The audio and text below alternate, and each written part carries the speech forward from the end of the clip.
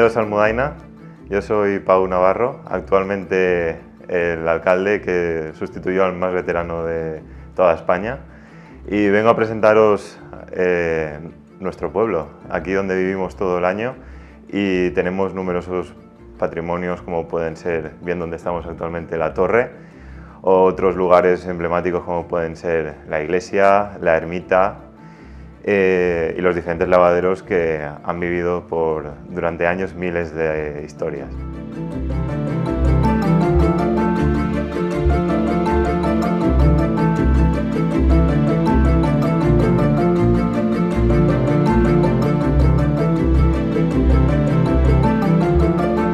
La torre lleva abierta desde el 2013, pese a que siempre ha sido un emblema de Almudaina. Pasó a ser propiedad del pueblo en 2006, finalizada la restauración en 2013. Desde entonces, Almudaina cuenta con un recurso turístico muy importante en el cual permite que su paraje y su paisaje aumente en valor, dado que un reclamo como es este hace que mucho turista no venga solo por el senderismo, por nuestras cerezas o aceites, sino también por conocer un poco el patrimonio de este pueblo, que también es el patrimonio de muchos otros pueblos que colindan con este. Actualmente este municipio cuenta con alrededor de 120 habitantes, es un municipio que ha sufrido bastante riesgo de despoblamiento, y lo cual su economía se basa principalmente en la agricultura bien de secano y sobre todo impulsado por la cereza, la aceituna y la almendra.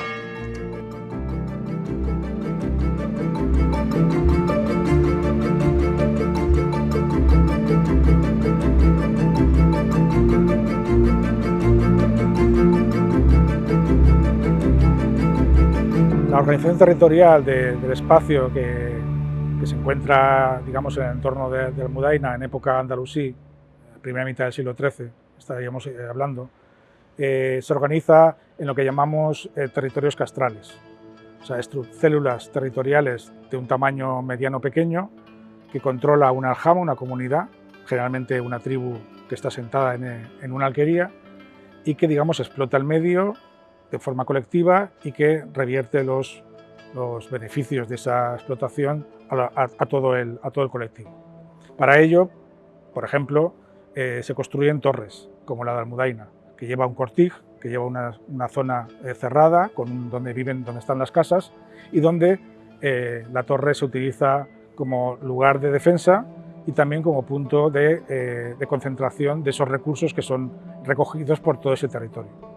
En principio, este tipo de torres se construyen para defender a la población en una época en que hay un peligro muy evidente de incursiones o correrías de los cristianos. Estamos hablando de principios del siglo XIII, de las primeras décadas del siglo XIII seguramente. Por tanto, la función de estas fortificaciones era fundamentalmente defensiva a escala local, a escala de las comunidades locales. No había en todas las alquerías, se edificaban estos edificios en las alquerías que estaban lejos de los castillos o de otras fortificaciones que daban servicio a las redes de poblamiento. En este caso, la alquería de Almudaina pues estaba bastante lejos del castillo de Planes al cual estaba adscrita, de modo que es explicable que eligieran edificar su propia fortificación. Almudaina es parte de un territorio castral que está, digamos, asumido, controlado por lo que sería el castillo de Planes. Siempre ha estado vinculado, Planes y Almudaina están vinculados históricamente, prácticamente a lo largo de toda su historia. Dado que Planes es la célula, el castillo principal, que tendría posiblemente un asentamiento andalusí de primera mitad del siglo XIII bastante importante, y que la Torre de Almudaina pues sería un pequeño núcleo poblacional en el que funcionaría con esta torre y con este recinto cerrado donde estarían estas casas donde viviría esta comunidad.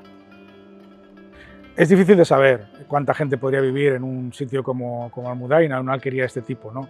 Habría que excavar una alquería completa para hacernos una idea de cuánta gente vivía en una población de este tipo. extrapolando a otros puntos, por ejemplo las torres Alquería de la Huerta de Valencia, que también son estructuras similares, pues podríamos hablar de una población, de una comunidad que podría rondar 10 familias, 15 familias posiblemente, siempre todos dentro del mismo núcleo tribal, porque todos pertenecen a la misma tribu generalmente, y van creciendo conforme las familias se van creciendo. La estructura de funcionamiento interna pues es la de la existencia de una serie de casas que están cerradas por un recinto, por ese cortij que hemos comentado, y que la torre, digamos, sirve como punto defensivo. Es una pregunta interesante la de si estas torres y estas personas, digamos, estaban vinculadas a la defensa de una manera más, entre comillas, profesional, ¿no? Y realmente no. Realmente lo que sabemos ahora mismo por los restos arqueológicos y por la investigación que se ha realizado hasta la fecha es que fundamentalmente son los propios campesinos los que están encargados de defender su propia comunidad. Y para ello se dotan, las aljamas se dotan de ese tipo de estructuras defensivas que, eso sí, existe la posibilidad de que puedan ser apoyadas por alarifes o por constructores que procedan del poder establecido, ¿no? Digamos, de lo que sería la estructura estatal, que recordemos que en esta época pues, se encuentra en deterioro. La estructura andalusí ya está prácticamente en descomposición, pero aún así sigue existiendo. Así que de alguna manera son los propios campesinos los que, digamos, se defienden. Eso lo podemos saber por muchas pruebas. Fundamentalmente es porque en la mayor parte de los castillos que hemos podido documentar y excavar, el número de objetos militares o de armamento es bastante escaso.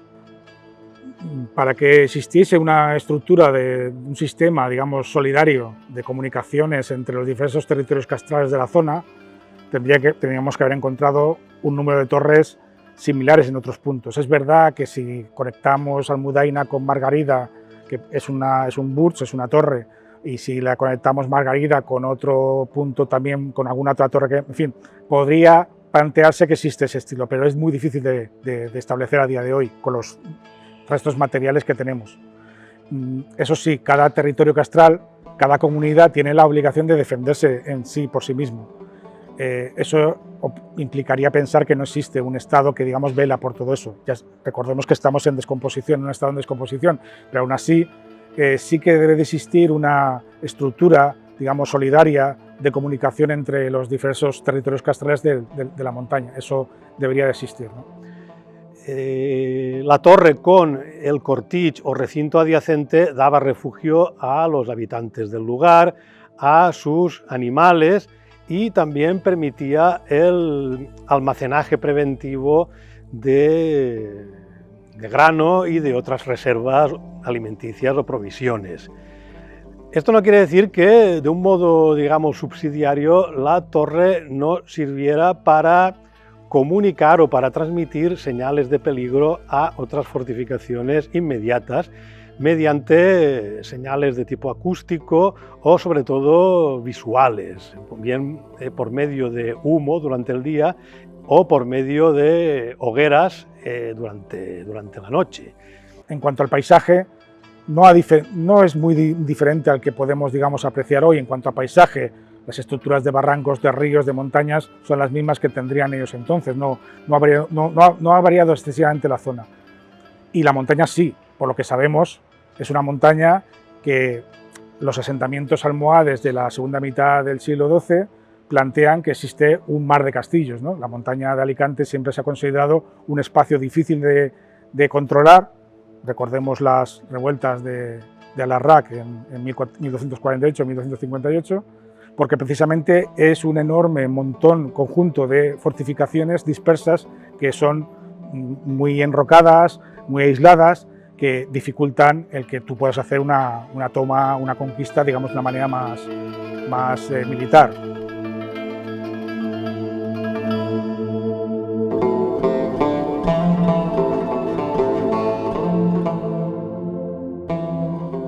Me llamo José Luis Seguí Andrés, hijo de aquí de Almudaina, y ya he estado en el cargo 51 años y medio al cargo de mi pueblo, que es mi pueblo aunque no, eso he tenido siempre mucha pasión por él.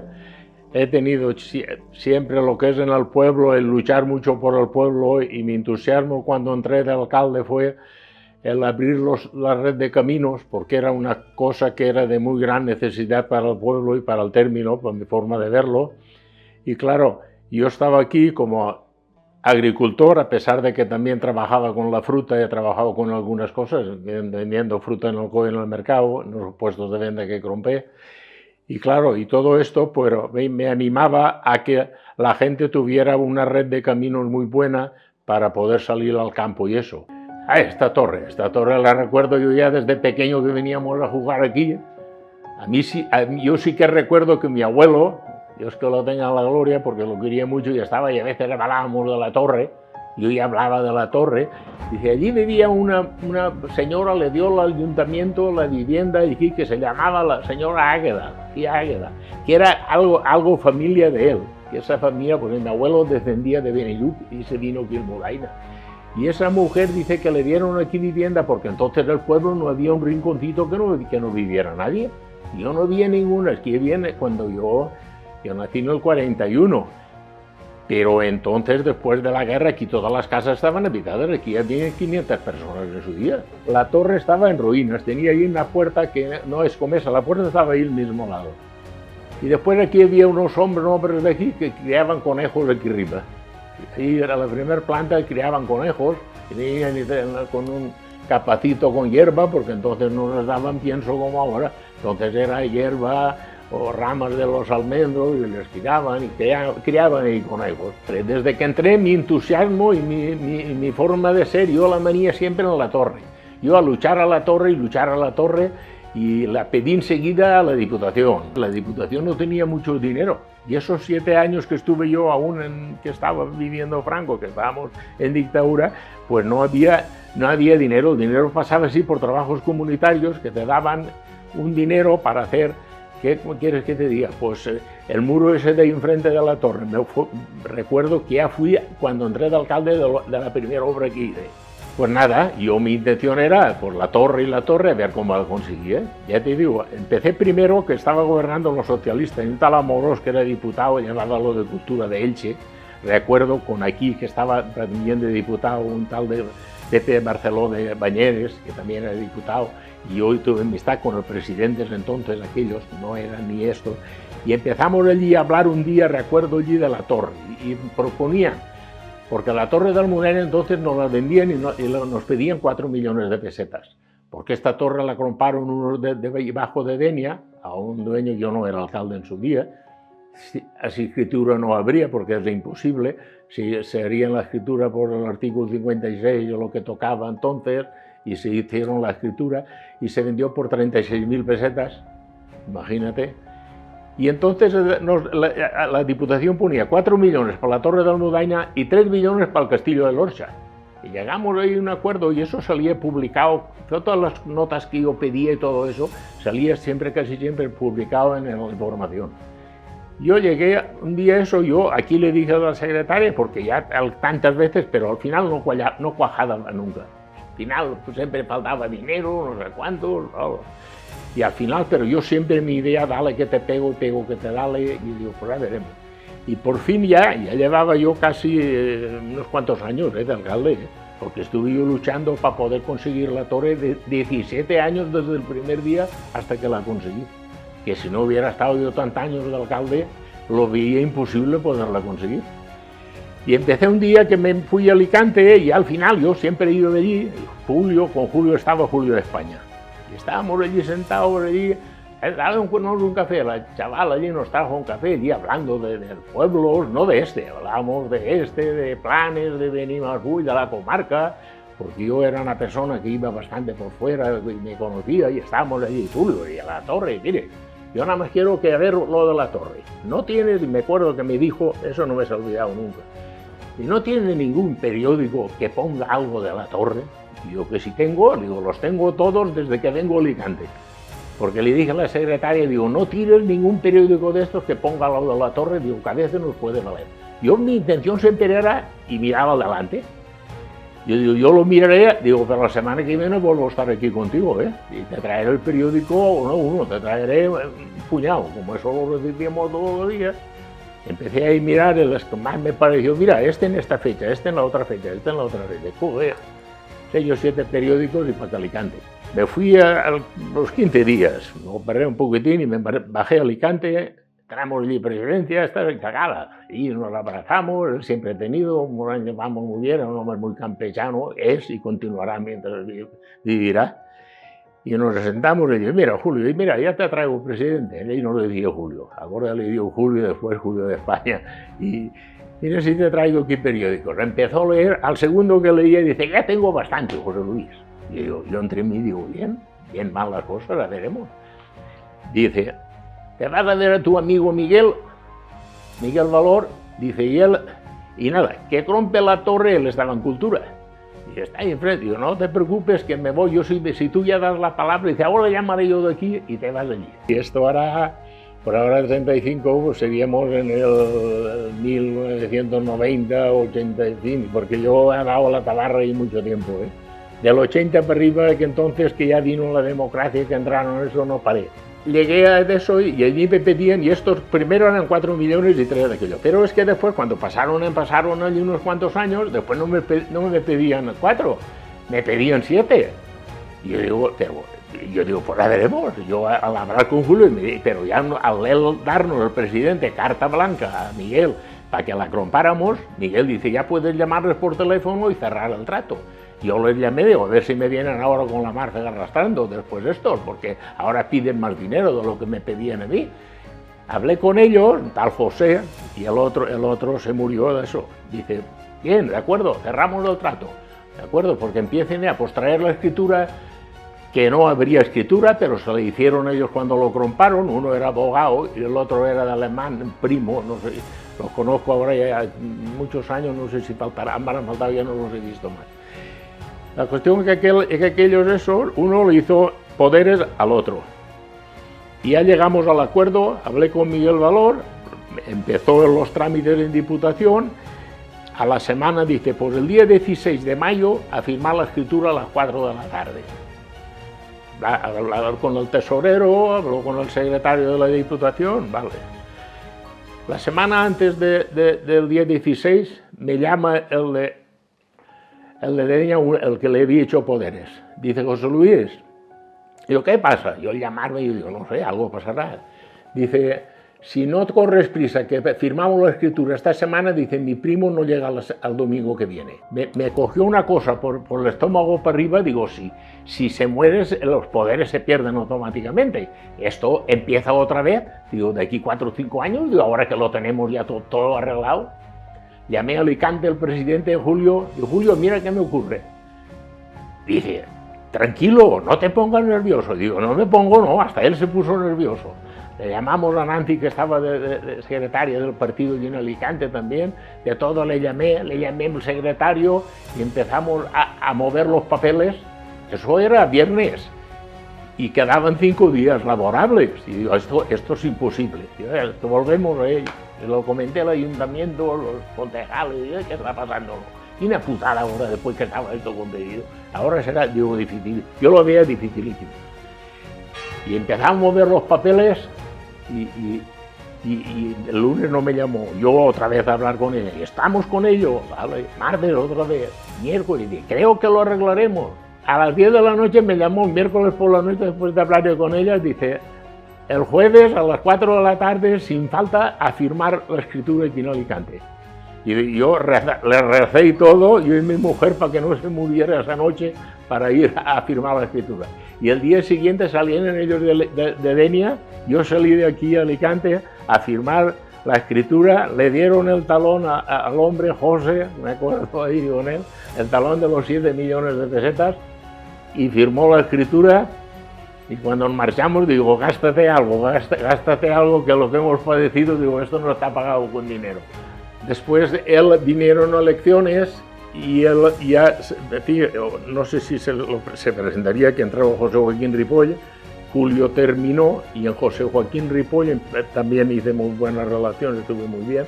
Fui a bajar a hablar con él, digo, la torre ahora ya está comprada, ya la tenemos, que es de la Diputación y es, en fin, del Ayuntamiento, digo, esto ya está pactado y firmado, digo, a ver cómo sacas dinero para empezar la rehabilitación. No te preocupes, que esto va adelante enseguida, dice, tan pronto podamos. Y el primer presupuesto que él estuvo ya en Diputación ya asignó me parece que asignó 400 o casi 500.000 euros para empezar la restauración de la torre. Eso estuvimos ahí peleándole cómo quedaría mejor, si esto no sé cuánto, porque esto llevó un trabajo enorme, ¿eh? Y estuvimos del 9 al 13, con 4 años aquí peleando, ¿eh? Aquí se invirtió, aquí no cuántas personas trabajando.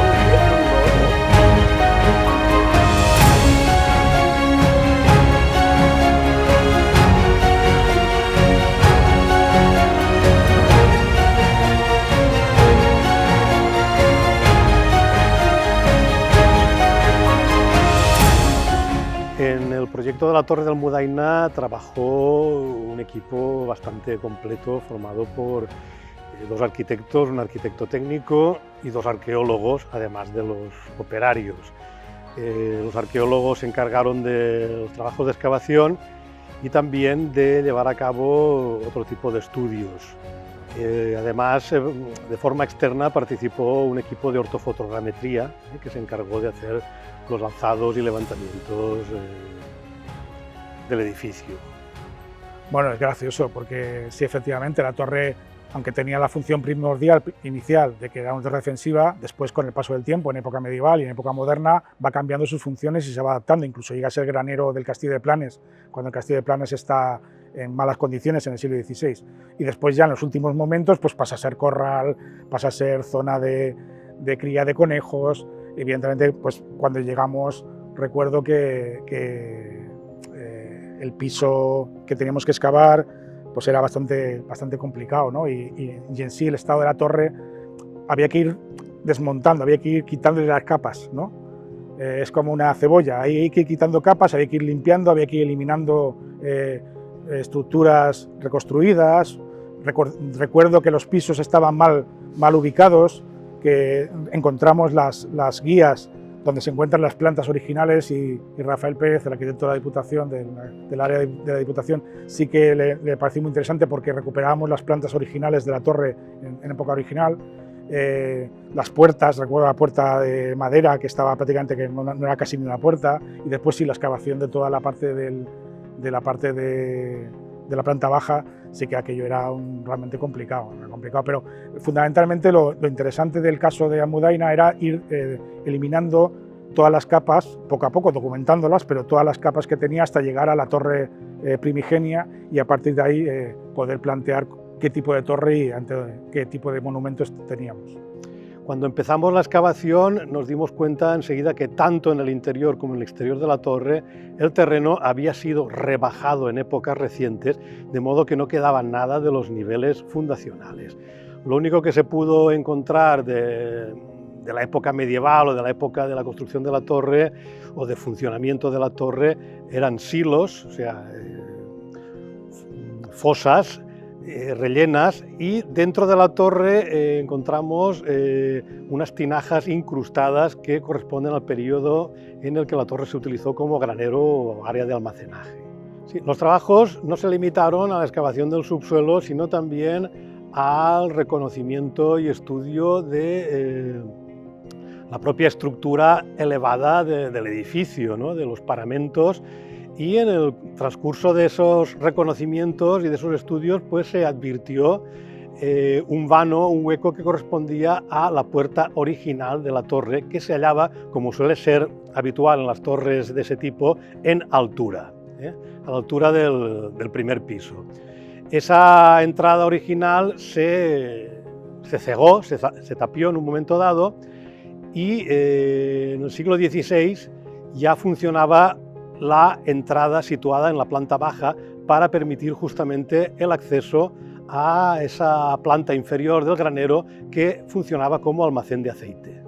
La existencia del recinto adosado a la torre, que los documentos denominan cortich, ya en el siglo XIII, pues en fin, se verificó justamente por las menciones en la documentación escrita y luego por unos restos muy tenues de improntas en el edificio. De modo que sabemos los 2 puntos en los que se adosaba el recinto, pero no el perímetro y el recorrido de los muros que lo formaban pues, se ha deducido por la morfología del parcelario en el que está situado la torre. La terminación que se ha dejado ahora la torre es una solución de compromiso. Sabemos cómo estaba rematada la cubierta de la torre cuando empezamos a trabajar, que era una cubierta con tejas a dos aguas. Debía ser una cubierta bastante antigua, de bastantes siglos, pero no era la cubierta original. Este tipo de torres tenían un terrado llano, almenado, con un parapeto almenado, pero es habitual que con el paso del tiempo, a veces incluso ya en la misma Edad Media, en el siglo XV, como sabemos en algún caso concreto, pues esos terrados almenados se sustituían por cubiertas a dos aguas tejadas. En el caso de la Torre de Almudaina, el cambio debió producirse bastante pronto, debido a que sabemos, tanto por los testimonios de la documentación escrita como por evidencias encontradas en el estudio de los paramentos de la torre, que el edificio fue incendiado al menos 2 veces en el siglo XIII. Uno de los incendios parece bastante claro y los estudios arquitectónicos lo ilustraron con bastante claridad. Debió provocar el derrumbe de la cubierta original, lo que disminuyó un tanto la altura de la torre y debió producir la modificación de la cubierta por una solución a 2 aguas con tejas, que es la que se mantuvo hasta el momento de la intervención.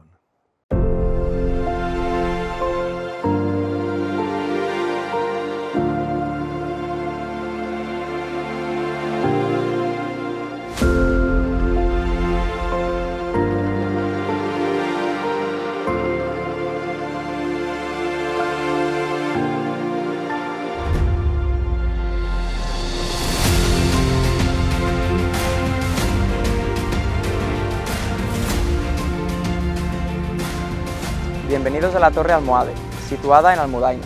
Almudaina en árabe significa fortaleza, pequeña fortaleza, ya que en el siglo XII, principios del siglo XIII, Almudaina, lo que es la torre, solo estaba compuesta por la torre y el cortich, donde vivían los musulmanes. Actualmente la torre cuenta con 4 plantas. Nos encontramos en la segunda, donde vamos a explicar la economía del pueblo de Almudaina. En aquella época se basaba principalmente en bodegas de vino y en almáceras de aceite. Habían 8 bodegas de vino y 10 o 11 almáceras de aceite. También había 4 lavadores donde en aquella época las mujeres del pueblo iban a lavar la ropa de los agricultores. También habían 2 casinos, que en aquella época era donde jugaban a las cartas y se jugaban sus pesetas, y también había 2 hornos de pan. En la segunda planta, los musulmanes entraban con una escalera de mano que posteriormente retiraban, quedando aislados de los rivales.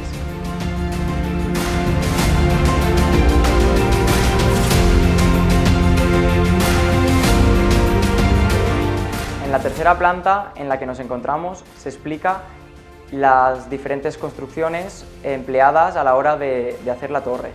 La principal que se empleó fue el tapial. El tapial consiste en meter en un barzón la cal, la arena y la grava, que fueron los elementos empleados para la construcción de la torre, y prensarlos. Una vez están prensados, se quita el seguro, que son estos agujeros que se pueden apreciar en la torre, quitan la madera y se queda la estructura prensada.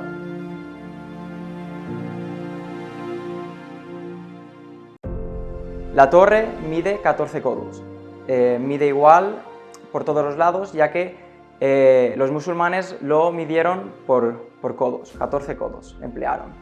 En la cuarta planta se explica la defensa y comunicación de la torre. En la época del cristianismo se empleaba la ballesta.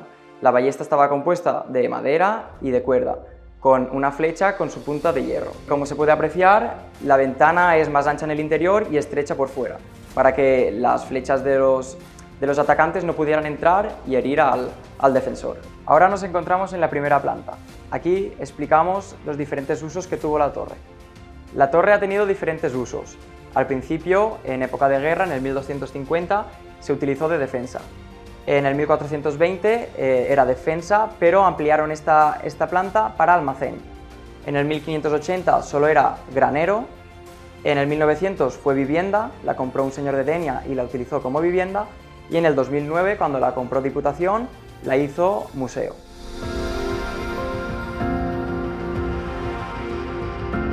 Cuando era granero, en el 1580, se utilizaban las tinajas de aceite, que podemos observar aquí en el suelo, para guardar el aceite y la diferente comida que iban recolectando.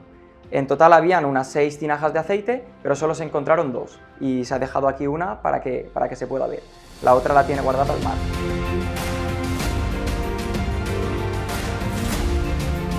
Esta puerta es originaria de la época, aproximadamente del 1580, y restaurada posteriormente cuando la adquirió el mar. La puerta se abrió cuando la torre se hizo granero por comodidad, ya que no iban a subir las existencias por la puerta que hemos visto antes. Esta puerta pasó a ser la principal, ya que la otra se cerró.